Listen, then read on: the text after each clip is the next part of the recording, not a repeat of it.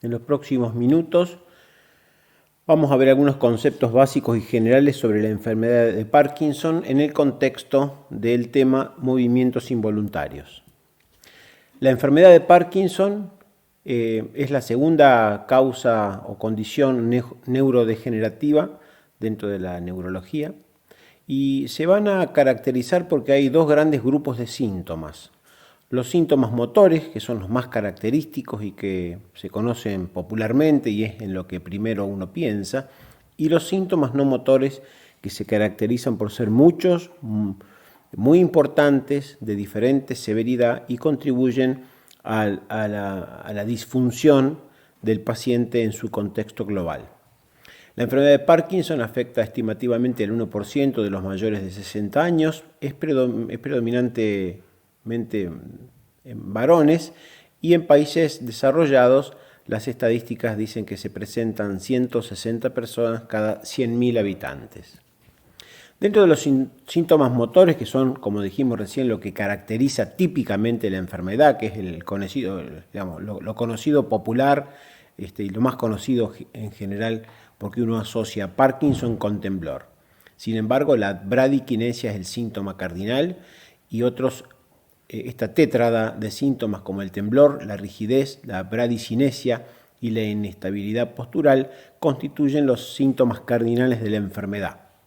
Por supuesto que con el tiempo se van desarrollando otros síntomas motores en función de la evolución de la enfermedad, en el que se da la disquinesia, la distonía o las fluctuaciones de estos síntomas motores.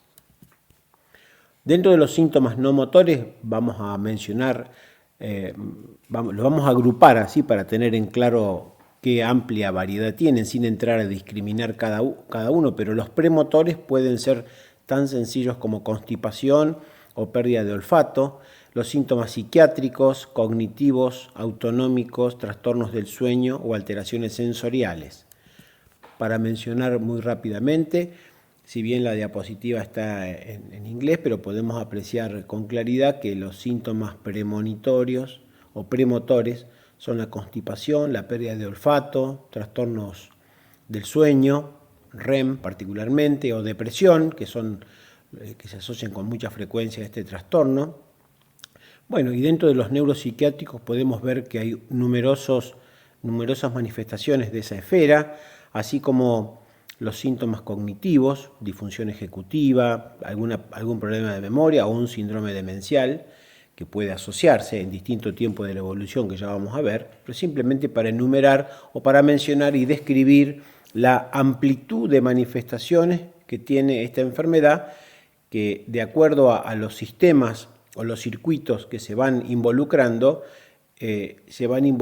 otras esferas. Y esto es para destacar que las manifestaciones motoras son simplemente algo visible, manifiesto, pero no es todo el problema de la enfermedad. Los síntomas autonómicos son muy importantes, desde la constipación, disfunción sexual, urológica, gastrointestinal, dificultad para tragar, el saliveo, disfagia. Los síntomas no motores relacionados con el sueño, cualquier desorden del sueño, lo característico es el trastorno del sueño REM. Otros síntomas no motores asociados a anormalidades sensoriales, bueno, como dolor neuropático, sería dolor neuropático central, parestesias o algunos síntomas motores cardinales dentro de la extensa lista, que ya los hemos mencionado, que son el temblor, la rigidez, la bradiquinesia, la inestabilidad postural, bueno, y los trastornos de la marcha como consecuencia. Insisto en esto porque es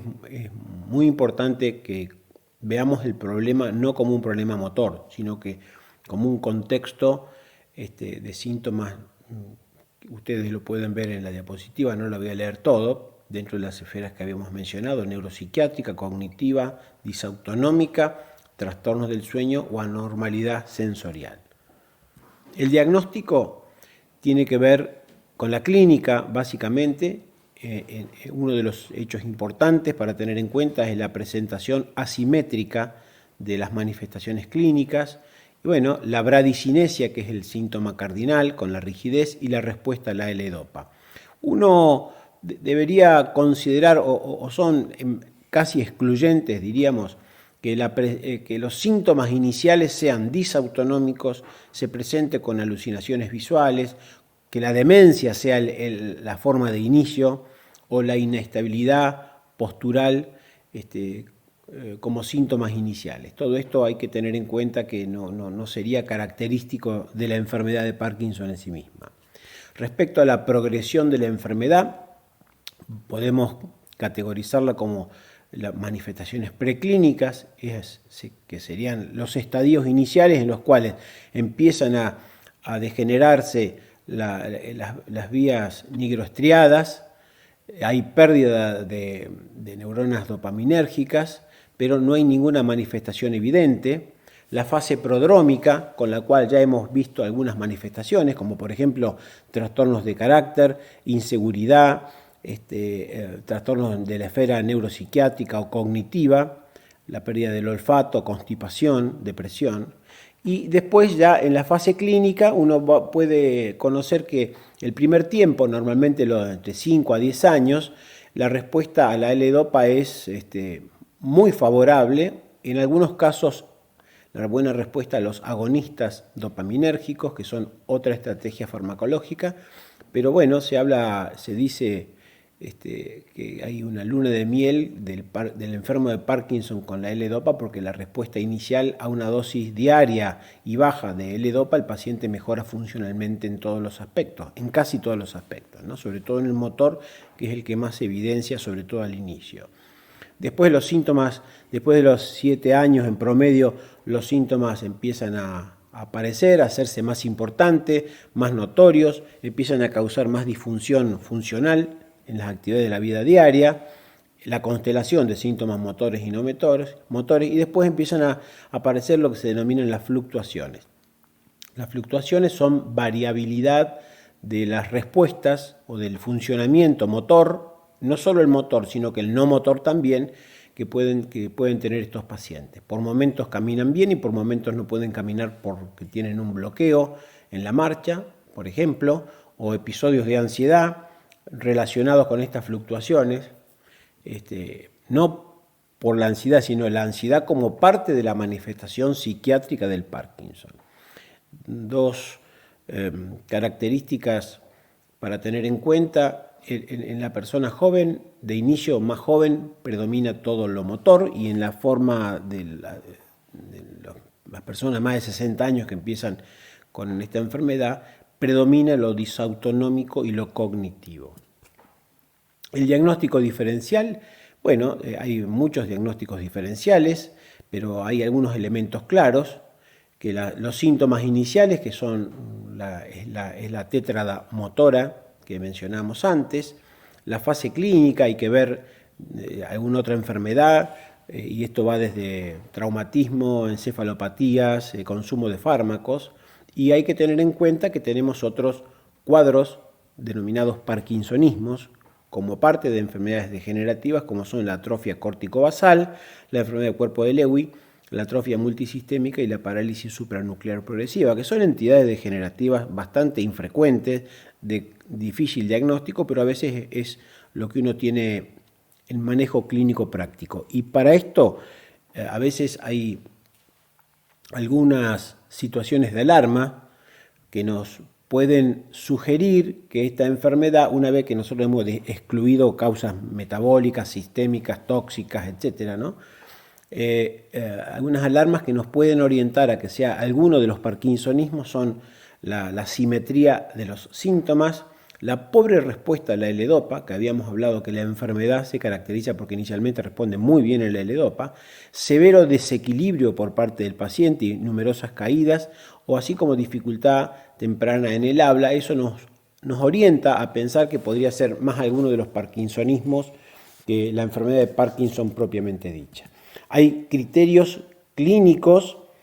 se usan los del Banco de Cerebro del Reino Unido, en el cual podemos la bradiquinesia como síntoma necesario y cardinal, y tener al menos uno de los otros tres, que son rigidez, temblor o inestabilidad postural. y van a apoyar el diagnóstico de enfermedad de Parkinson, que tenga temblor de reposo, que sea